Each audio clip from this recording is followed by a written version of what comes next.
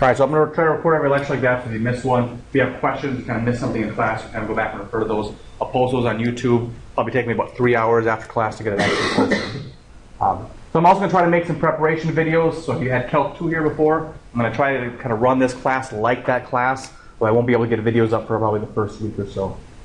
But the bottom line is you need to prepare for class. So read through those sections, thoughtfully, not just skimming, because we will have preparation quizzes based on those. Those preparation quizzes won't be intense. They won't expect mastery of that section. It's going to be the big ideas, stuff that's in the boxes, right? So make sure you read through and prepare for class. So then in class, I want an engaged class. So we're going to have some preparation quizzes. We're going to use clickers in this class. How many people have clickers already? Usually it's the majority of people. If not, you can order them online, real cheap. You don't have to have them for the first week. So if you have them, feel free to bring them right away tomorrow. But if you don't have them, don't worry. I won't take any grades or anything like that right away. So I'll give you a week to get your clickers. Also, like I said, ask questions. That's one of the most important things. Also, bring technology. How many people have laptops they could bring? Okay, a lot, but not all.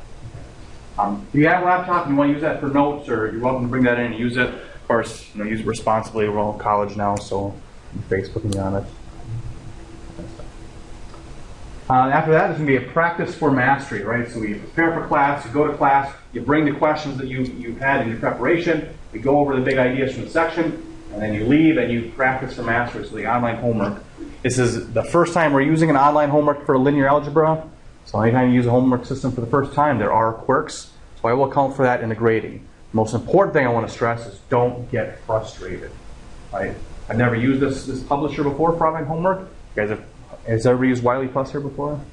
Right? A lot of good things, a lot of frustrating things, especially when you're getting started with it. I'm sure it's going to be the same way for this as well. So don't get frustrated. If something's not working, you think you're right, send me an email or bring it up in class and we'll go through it. Okay? I don't want you to spend 3 hours and find out it's a syntax error, right? Right? So don't get frustrated like that. Homework will always be due at 11 p.m. the day following the lecture. So today I'm going to cover 1.1. There is 1.1 homework that's due tomorrow night at 11 p.m. That gives you one class period to come in, ask questions you have from that stuff. I will reserve the first 10 minutes or more to answer questions. So if you have questions, bring them, we'll work through them. I think that's good stuff. Okay. Any questions about that? Yep. Mastery run by the same people doing mastery business? I think so. It's a Pearson product. So I think that's a Pearson text. So this is my math lab, my stats lab. They have other things like that as well. So I saw a little scowl there. I'm not a fan of that online system. Or, okay. We'll have to see how it goes in this one. So normally you have to buy the code for that. We'll talk about this in a little bit. But because we're piloting, we're going to provide the code to you for free. And there's also an e-textbook on there. I've played with it a little bit. I don't like it. I'm old though, right? So I'm not an e-reader kind of guy. So if that's your format and you love it, you're welcome to return your book or not get a book. I just think it's not a very good platform for it. So we're still requiring I didn't take that requirement off. We'll talk a little bit more on that a little bit. Any other questions?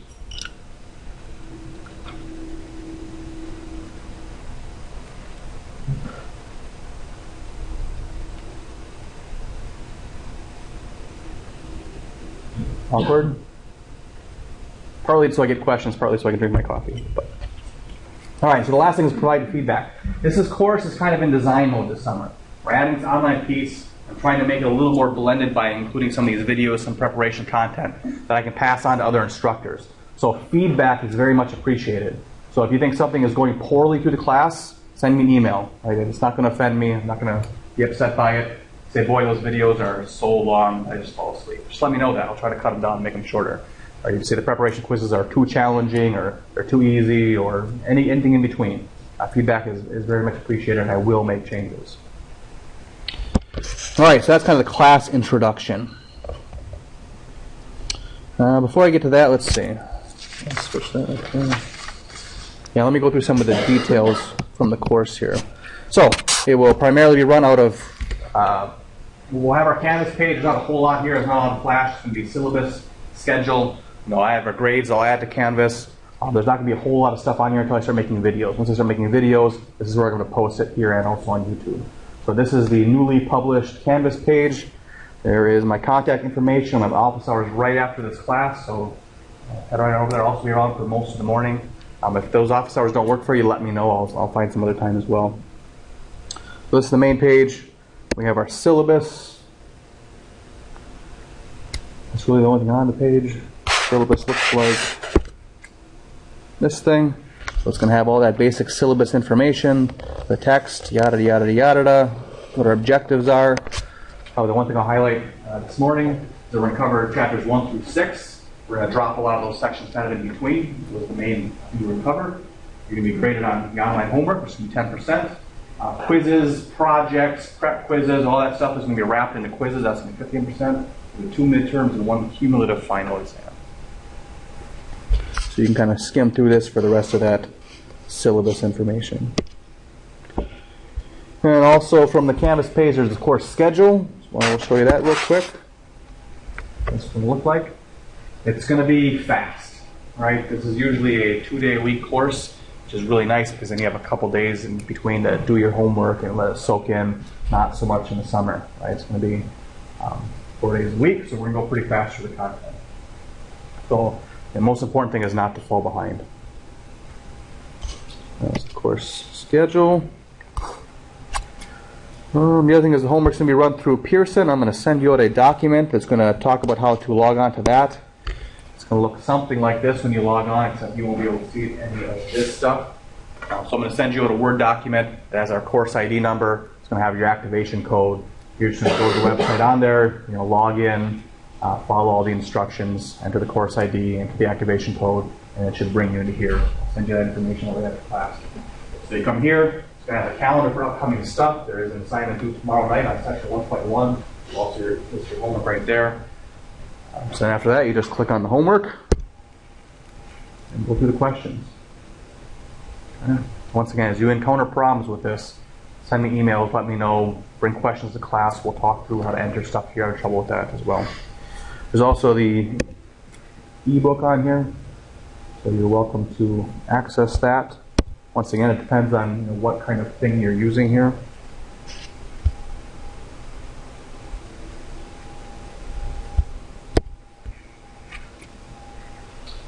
So for me, it's not very natural. I've seen a lot better readers let you flip, and whatnot.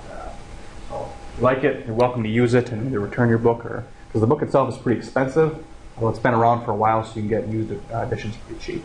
If you want to just rely on the online version, you're welcome to do that as well. Any questions about that?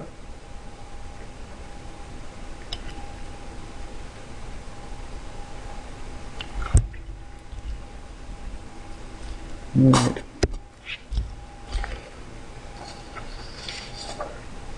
All right, so that's all I really have for the course introduction here. Now we'll kind of get into the actual linear algebra ideas.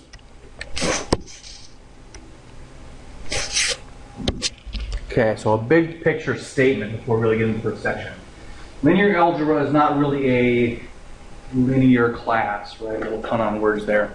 But it doesn't follow a straight line. So if some of you had me for Calc 3 or had Calc 3 before, Calc 3 is totally linear. What you learn today, you will need tomorrow. And everything you're going to learn throughout that course, you're going to use in that final chapter. It's going to be all built to that point. Linear algebra is different. We're going to do one chapter, and it's going to talk about all this stuff.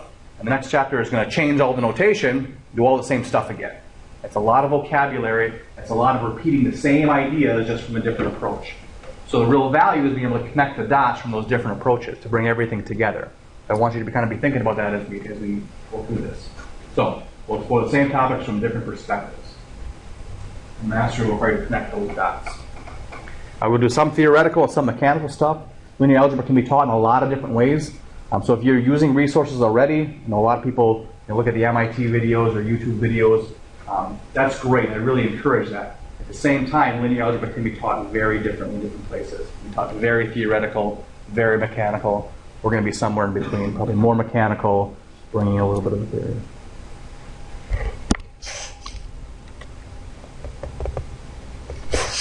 All right, and with that, if there are no questions, we're going to kick off section 1.1. Once again, there's a lot of vocabulary to start with. We have to learn the language of linear algebra before we can really do a whole lot.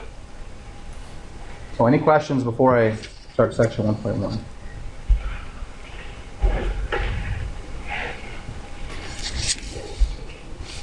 All right, the first day is going to go a little slow because I couldn't require you to read the first section before you came here.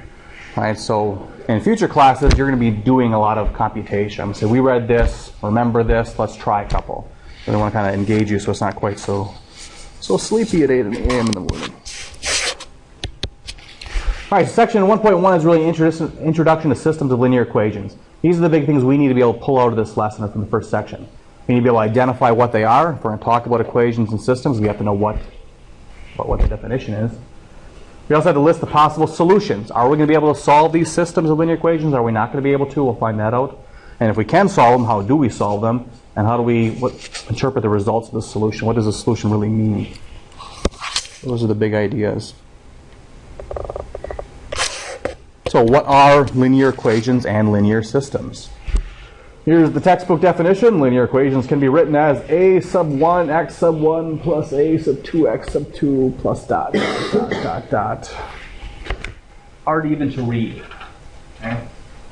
So all we're doing is numbering some coefficients, or we're numbering some variables. And there can be any number of them.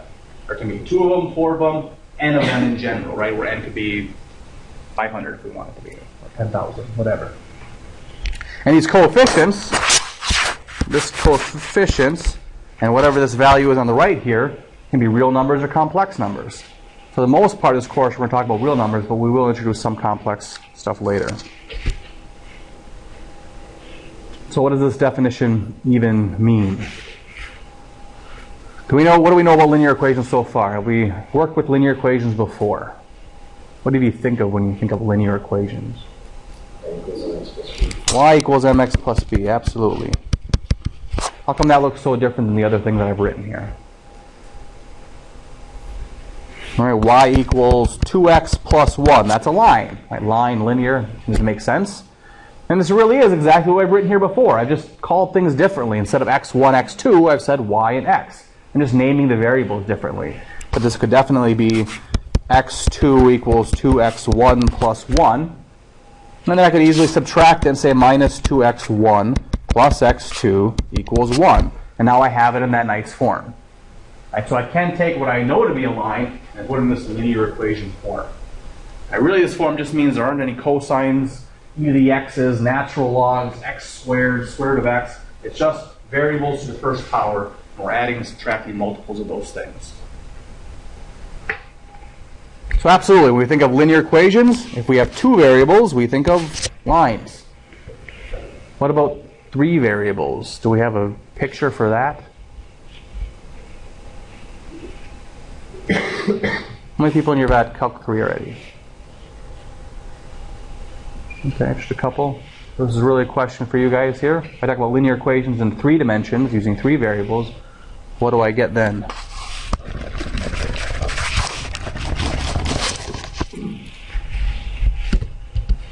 I'll give you an example here. So let's use our form.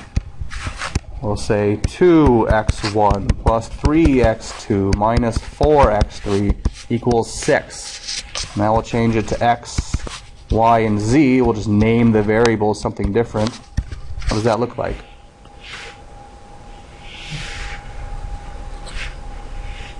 Come on, Calc 3 people, help me out. I call it a line. In 3 dimensions, it turns out to be a plane. All right, so a plane is a linear thing in 3 dimensions. It's a linear surface. All right, so we've seen some of these before. Everybody's worked with lines. A couple of us have worked with planes before. But that's what those visually are. What about 4 variables? Do we have a picture for that? We really don't, because I don't know what 4-dimensional space looks like. But linear algebra is going to let us extend these ideas of lines and planes into higher dimensions. It's one of the big values of linear algebra. All right, so now we know what a linear equation is. We can write it in this nice little form here. And what about systems of linear equations? All right, well, not too much more complicated here. Just one or more linear equations. But now we're using the same variables. So this is an example of a system of linear equations. Now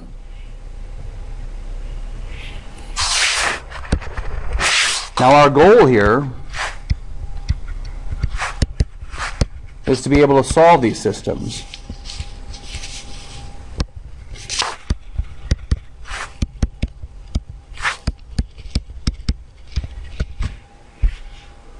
And do we know how to solve these systems? If I ask you to solve this system, what would you do? In fact, why don't you take a second and see if you can solve this system on paper. On paper, see if you can solve this system. When I stop and have you do something like this, it's not a quiz, it's not a test. So if you don't know how to get started, ask your neighbor or eat to the left or right, raise your hand. Feel free to talk. About the question.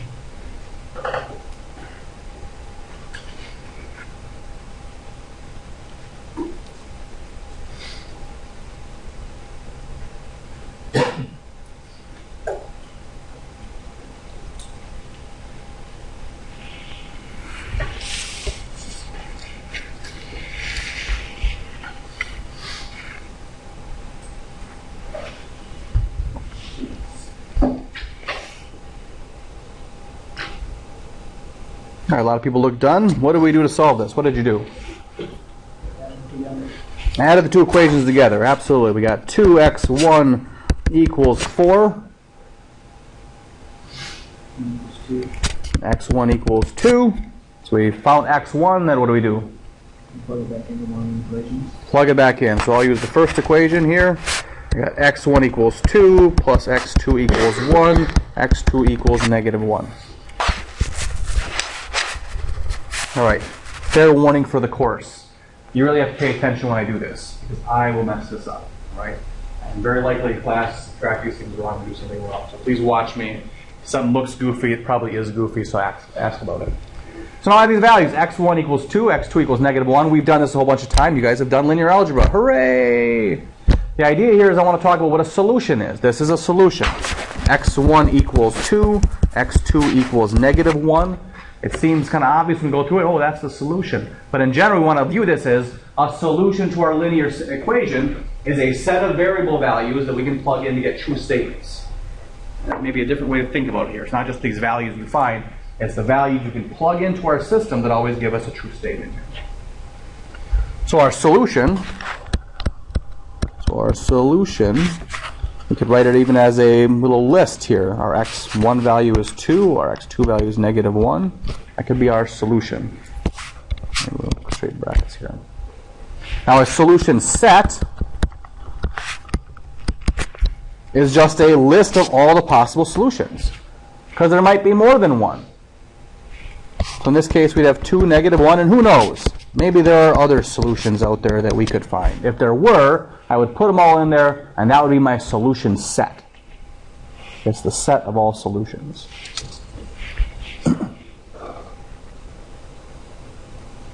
Now, the one other thing I want to stress here is that we found the solution x1 equals 2, x2 equals x1, but when I wrote that out like this, that's actually a system of linear equations itself.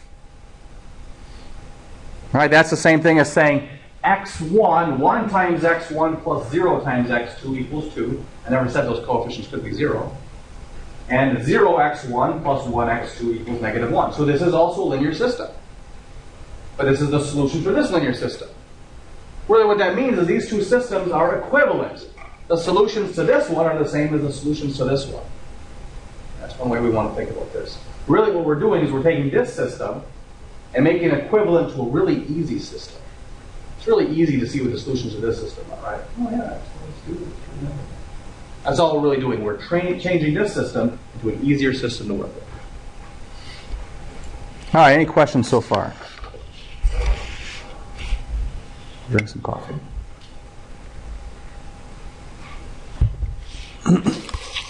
Okay. What about these two? Find the solutions for these two.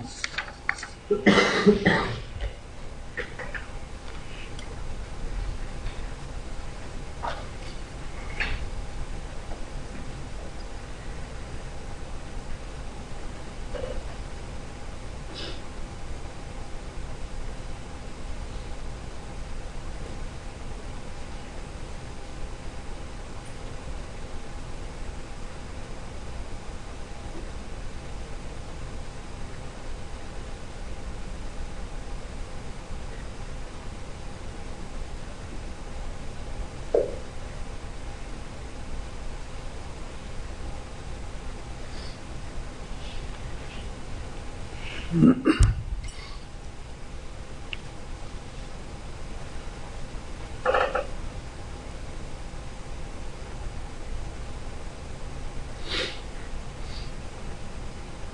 you're welcome to talk.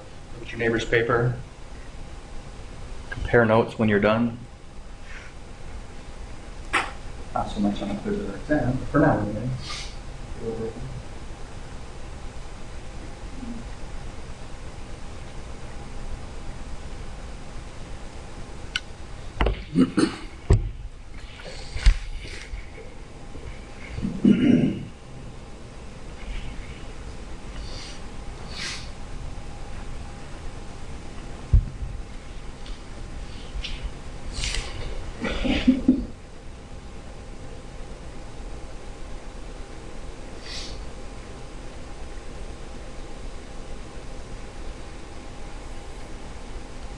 All right, so I'm going to start working through the first one. I'm going to add these two things together because that seemed to work last time. I'm going to add the two equations together. I get 0 plus 0 equals 0. 0 equals 0. Yes, it does. What does that mean?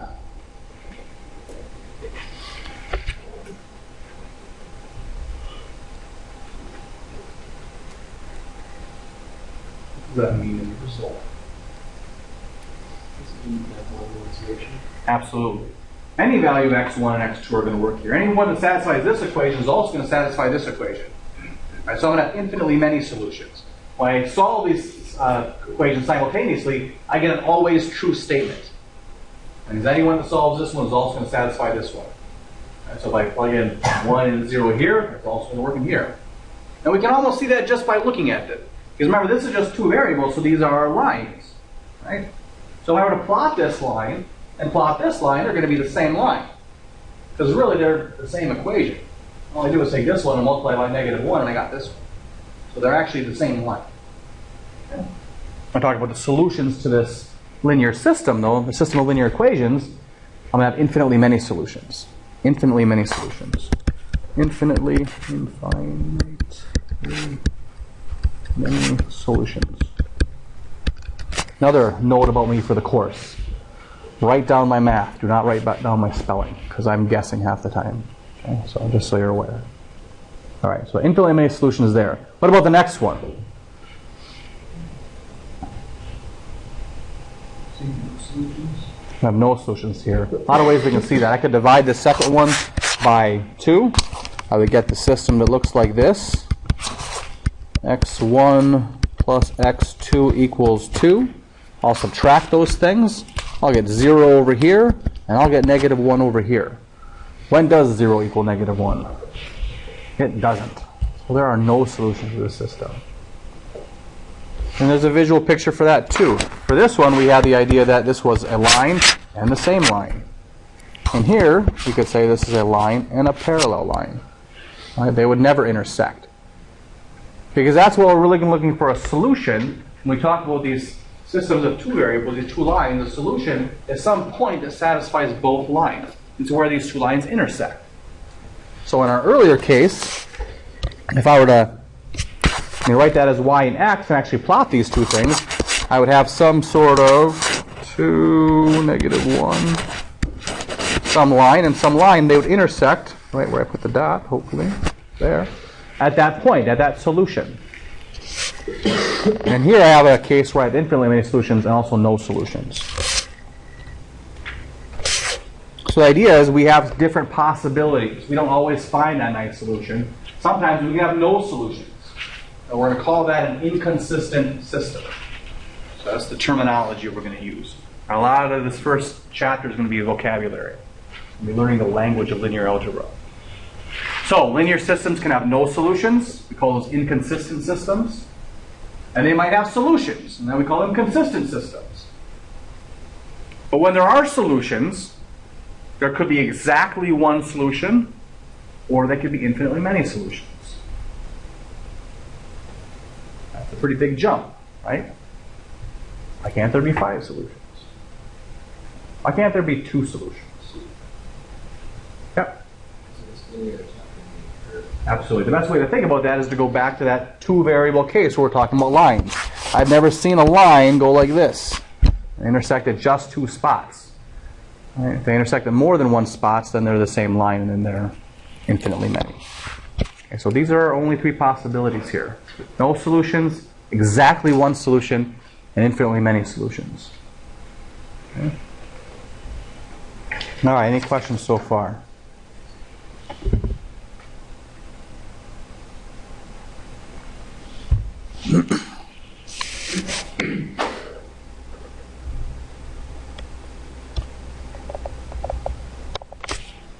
All right, so once again, it's things we should be able to do. Identify linear equations, linear systems. Now we know what they are, we should be able to identify them. So the question might be, is this thing a linear system?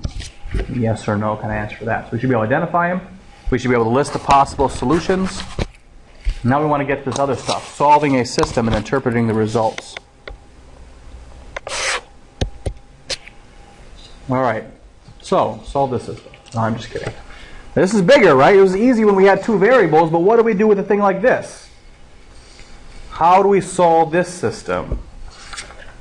What if there were 500 variables in this system? You've probably wrestled with this problem before. You know, my acting skills here. Maybe you feel like you know the tool you would need for this, but you're not quite sure. Is that why you're here? To find this tool? Let me tell you why you're here. You're here because you know something. What you know you can't explain, but you feel it. You felt it your entire life. There's something wrong with you. You don't know what it is, but it's there, like a splinter. Try. What is this feeling? Do you know what I'm talking about? Matrix. Do you want to know what it is? Absolutely. That's what we're here for, right? To learn what the matrix is. I know, that's cheating, right? We had to break up the first class a little bit. But that's what we are trying to figure out here. We're going to use a matrix for this. That's back here. So thank you, Morpheus, for introducing us to linear algebra here. So we use a matrix to simplify the notation for these large systems. And that's really what a matrix is for. It's for simplifying the notation. Right? They're not magical things. It's just that we don't want to write those giant systems or adding and subtracting things and doing all that stuff. We want to use a better notation to deal with these large systems. So that's what a matrix really is. All right, so how do I take a system of linear equations and write it as a matrix equation? All right, well, here's what I'm going to do. I'm going to start off by pulling out the coefficients. All right, so I have positions. So here's my coefficient, coefficient, coefficient, coefficient. And all I'm going to do is write a little box here, my matrix. I'm going to put those coefficients in different positions in my matrix. So a matrix is just this box with rows and columns. And I'm just putting all the coefficients in different positions in my matrix. Then I'm going to put my variables in here. And that's going to be equal to another vector here with that right-hand side stuff. Now once again, linear algebra is not linear. So we're going to have a whole other chapter about what this thing really is as a matrix equation. I'm going to introduce it here a little ahead of time so you can see it once. So because this is such a non-linear class, I don't want you to get worried about understanding all the details yet. We'll all kind of filter in to make a big picture as we go. All right, so this is our matrix equation. We often write matrices as letters, capital letters, so I'm going to call that the matrix A. This would then be the vector X and the vector B. And once again, we'll go into all those details a little more. So that's how I've gone from this system to this matrix equation. Now really in this first chapter, we're going to work with what's called a augmented matrix. And an augmented matrix just says take the coefficients over here, so 2, -2, and I'm going to draw a little vertical line here, and 4. A little vertical line kind of separates the left-hand stuff from the right-hand stuff. So that first row is really that first equation, right? The important values from that first equation. And the second row is going to be the coefficients from the second one. And I'm going to call this thing my augmented matrix.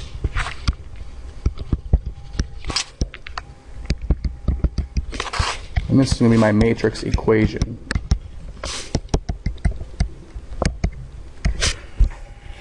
Okay. So really all I'm doing is I'm pulling out the important bits from my system. Right? I don't need to write x1 and x2 over and over and over again. The variables aren't going to change. Right? So I'm just going to take the values that I need and work with those.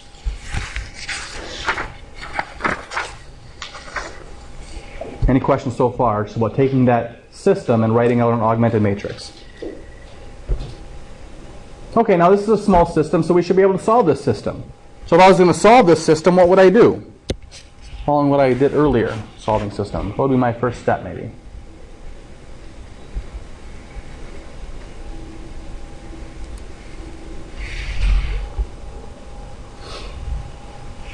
So if nobody answers, then I'm going to make you solve the system. We definitely add them together. Maybe not quite yet, because if I add them together, the reason I add them together is so I can eliminate one of the variables. So first I kind of like to line up the values so that when I do add them, some of them will cancel out. So maybe I want to get rid of the x1s, for instance. So before I add them together, I'm going to multiply that second equation by -2.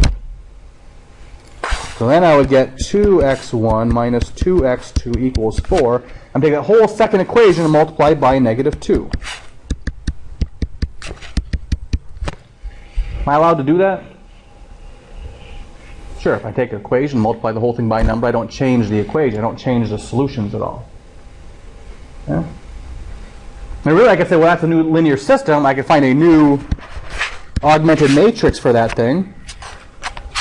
And that augmented matrix would look like this.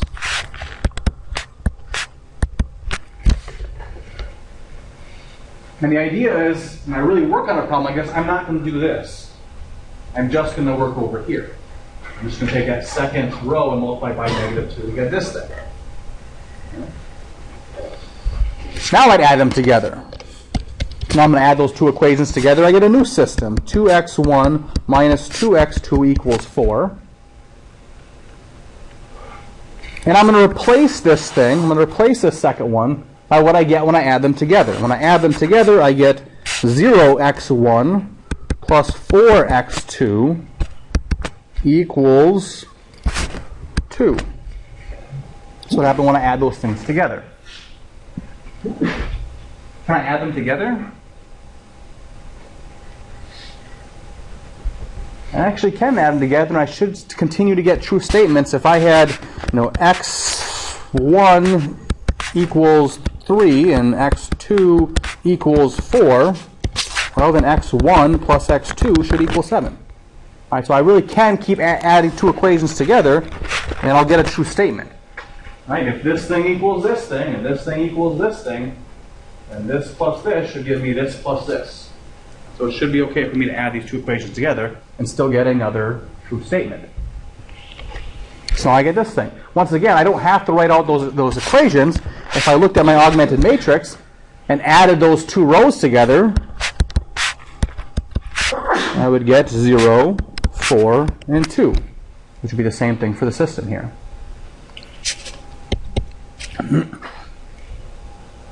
Any questions so far?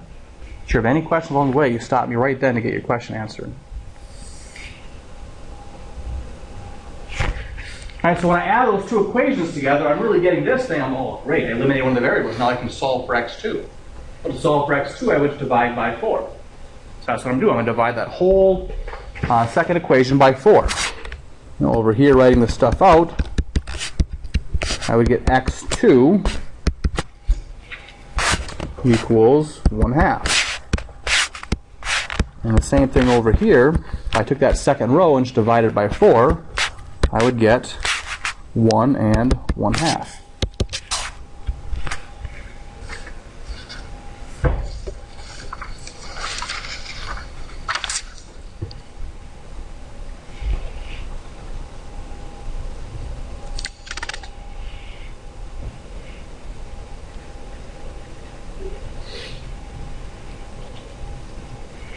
Any questions so far?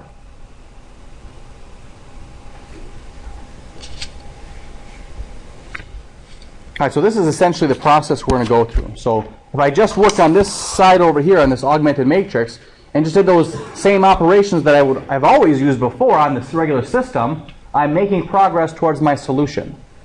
And so on the left-hand side, I can say x2 equals 1/2. And over here, I can kind of see that same relationship. And so we're going to do some more practicing with that in a second. But through this example of working these two things side by side, what I really want to stress is that we're allowed to do things without changing our system. We're allowed to add rows together of our augmented matrix. So when I get an augmented matrix, 1, 2, 4, 3, 6, 8, 1, 2, or whatever augmented matrix I have or I'm working with, I'm allowed to add rows together in place. So I can get rid of this whole row with the sum of these two rows. And I want that to make sense based on what we know about those systems. Well, we have two full equations, and we're allowed to add those equations together. There's no reason I can't take this first row and multiply it by 5. So I'm really just multiplying through one whole equation by 5, and I'm allowed to do that. It doesn't change the solutions. So there are things I'm allowed to do that don't change the solutions. And these are the things I'm allowed to do. Add rows, switch rows. Like, why am I allowed to switch rows? How come this thing has the same solutions as this thing? Why is that okay?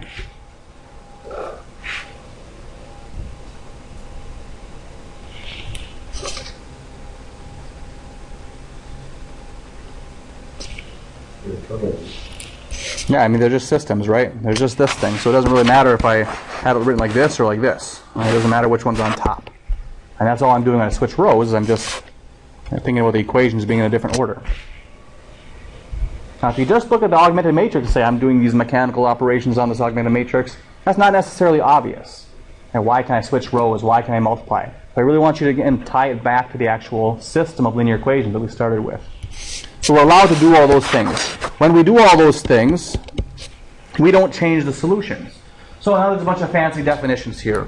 Row equivalence is a fancy definition. Two matrices are row equivalent if they differ only by row operations.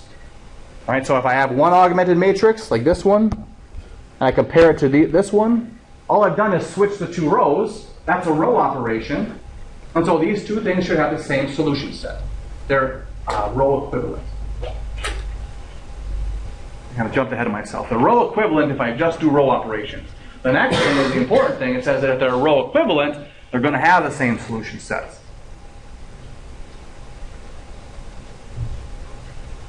And so that's like the fancy theorem, right? That's the thing in the box to read through the section. It's like, two matrices are row equivalent, they differ only by row operations. And they define all the row operations, and they have the fancy theorem here. It says the solution sets are the same. But what I want you to see is that's not fancy. It's not some fancy theorem. If we just scroll back up to what we did before, yeah, we just multiplied equations by a number. And that didn't change the solutions. That's all it's saying. If we do a row operation, like multiplying, scaling a row, multiplying a row by a number, we're not changing the solution sets. Okay?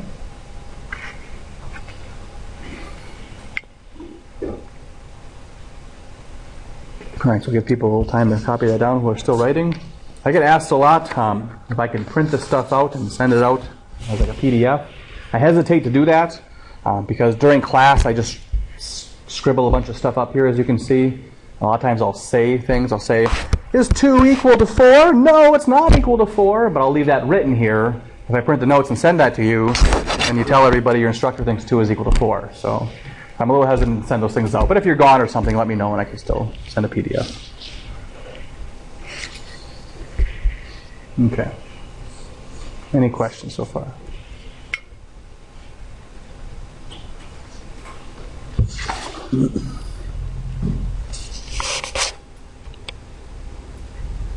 Okay, now let's formalize the solution process a little more here. So, I have a system. Step 1 here is to translate that system, that ugly system of equations, to an augmented matrix. So go ahead and take that system and write out an augmented matrix.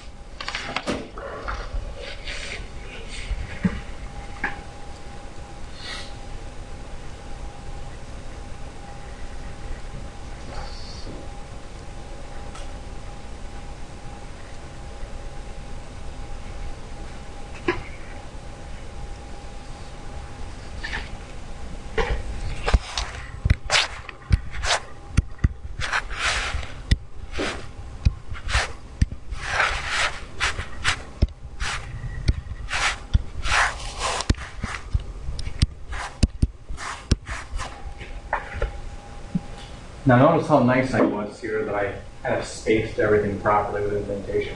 They're not going to be that nice to you in the book, or probably in the homework, I guess. I'll just write this all like one sentence. So make sure you're paying attention to X1s, X2s, and X3s. Yep.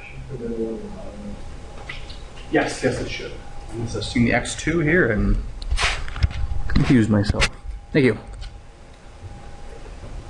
Thank you. Anything else? I told you, keep an eye on me.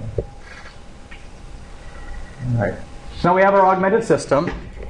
And we want to remind ourselves, what's the goal? Where do we want to get to? I want to find a solution. I want to say that x1 equals 2, x2 equals 4, x3 equals 6, or whatever numbers are going to end up to be. Right, that's what I want to get to. But once again, like we talked about earlier, that's just a system. Right, that's just another linear system. And if I took that system and I wrote out its augmented matrix, well, that would look like this. It would look like 1, 0, 0, 0, 1, 0, and 0, 0, 1. And then I'd have 2, 4, 6 here. Does that make sense as the augmented matrix for that system? So that's our goal. We know what operations we can do. We know we can multiply these by numbers. We know we can add rows together to replace rows. We can do all that stuff. And all we want to do is get to here. And so that's what we're going to do. We're going to do some adding and subtracting of rows on this thing to get to here, instead of dealing with this ugliness over here, rewriting these systems every single time. Okay? So the first thing I'm going to do here, and we're going to have kind of an organized system for doing this, a nice methodical way to approach it. So what I like to do is I like to get my leading ones here, because ones are easy to work with. They're easy to scale properly. All right, so if I want to get rid of this number, it's easy to subtract 2 times that first row. And there's a 1 up there. Right? If there was a 3 in the top, I'd be like, well, now I have to subtract some weird fraction times that row. It'd be more complicated. So it's usually easy just to make sure those leading values are 1. All right, so it's already 1 in this first case. So now what I'm going to do, I'm going to have a little notation to kind of help myself navigate through this. I'm going to say R2. I'm going to replace R2. I need a new R2. There's a Star Wars joke in here somewhere, but I'm not going to go that way. All right, this new R2 is going to be the old R2 minus 2 times R1. That's kind of annoying even to write. All I'm doing is I'm taking that second row and subtracting 2 times the first row. That's really what I'm doing here. This is just me writing it out kind of in a fancy way, right? And what's the result that I'm going to get? 1, 0, negative 3, 8. That's going to stay the same. And the last one's going to stay the same because I'm not doing anything to it. And the middle one, well, I have this minus 2 of that. It's going to be 0. That's why I'm subtracting 2 of the first row. This minus 2 of that is going to be 2. 6 minus 2 times negative 3 is going to be 12. And 6 minus 2 times 8, so that's 6 minus 16 should give me negative 10. Really easy to mess up these little calculations. And you will see me do it a lot probably in class. So just be careful as you go through. So I've gotten to that value. That's my first operation. And now there's a lot of choices, really. If I wanted to, I could switch these 2 rows, or I could divide this one by 2. Doesn't really matter which way I approach it. I can do it any different way because all those things are just using row operations. As long as I'm using row operations, I'm not changing the solution. So I'm going to take R2 and say R2 is now 1/2 of R2. I'm going to divide it by 2, or multiply by 1/2. Okay, 1, 0, negative 3, 8, 0, 1, 6, negative 5, 0, 1, 5, negative 2. Now I'm going to take R3 and say my new R3 is going to be R3 what? How do I want to change R3 now? Subtract R2. I'll have 1, 0, negative 3, 8, 0, 1, 6, negative 5. Those are just staying the same. Now we'll have 1 minus 1, that's 0. 5 minus 6, that's negative 1. Negative 2 minus negative 5, that's positive 3. And I'm going to be a little bit lazy here. I'm going to multiply that last row by negative 1. Okay. Now I'm not there yet. I did good, but I'm not here yet. So far what I've done is I've done forward reduction. Right, I would go all through this process, and that's pretty good. So far I would have x3 equals negative 3. If I was doing this all through the equation, this last line would be telling me that 1 times x3 is negative 3. So I have one of the values. Now usually if I solve this out the long way, I would take that x3, I have to plug it into the other equations. And that's really what I'm going to do here. I'm going to do a back substitution. I went down, I have 1s and I have 0s below it. Now I'm going to go back up. I'm going to get rid of this 6 by taking row 2 minus 6 times row 3. Okay, so now I'm going to go back up. I'm going to take R2 is equal to R2 minus 6 times R3. Okay, everybody see how that's going to eliminate the 6?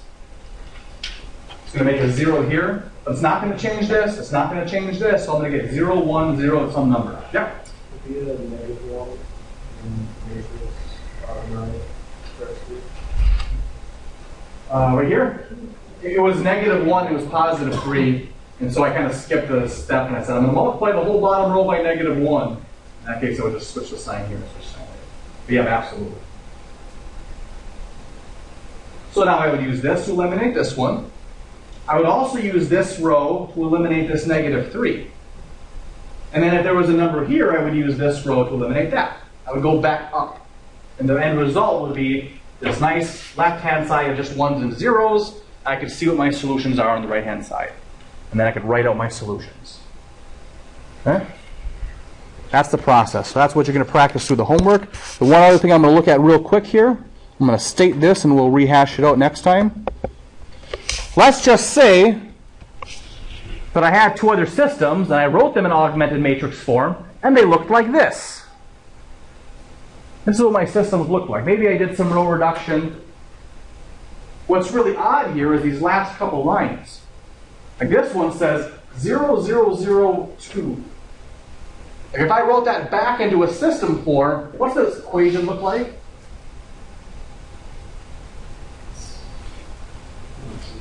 It's 0x1 plus 0x2, 0x3 equals 2. Absolutely, there's no solution. That says 0 equals 2.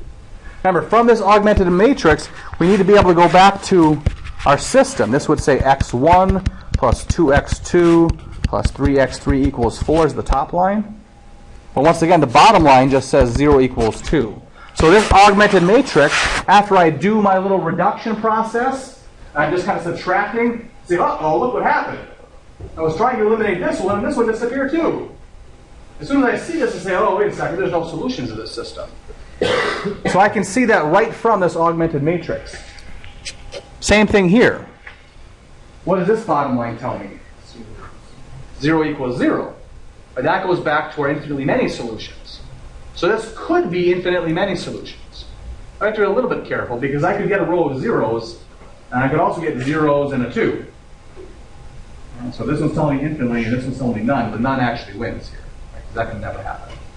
Right? But with this whole row of zeros tells me that this is not affecting the solution here. There could be infinitely many solutions.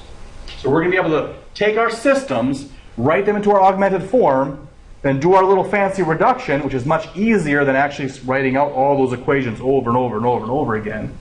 And as we do our reduction, we'll get into these nice forms, which we're going to give names to later, and be able to look at the form and say, okay, I know what's going on in this form, I know what's going on in this form. All right, and that's really going to be our whole first chapter here. All right, any questions about that? So the first one is no solution. First one is no solution. Yeah.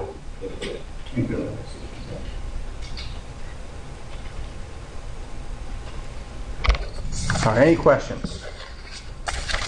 All right, so for tomorrow, what I want you to do,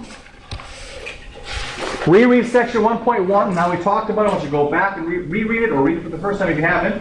Then you're going to get online. I'm going to send right after class here. I'm going to send out that Word document. It's going to have the instructions for logging on to the homework system. Start homework 1.1. Bring questions to class. The thing is, you don't want to wait till tomorrow to start it. Right? Because if somebody has questions, I'm going to go through some problems. If you haven't looked at the problem, me discussing it isn't going to make any sense to you. Right, so you want to struggle with the problem a little bit before you come to class, so that way I can give you that little edge to get past that struggling point. So getting started on that 1.1 homework. Prepare for 1.2. We will have a quiz tomorrow on 1.2, a little reading prep quiz, so you can kind of see what they're like. I'll give you fair warning about this one. And my office hours are right now, so feel free to stop by my office hours. I'm in Fisher 317. I really, really encourage you to stop by there as often as possible. What I would encourage you to do is if you don't have another class after this one, just stop by the math lab and do your homework in there. And just sit there, do your homework. You have a problem, swing by my office, go back and forth. Do that all morning if you want. All right, and that's it. Thank you very much. I'll try not to go over so late next time.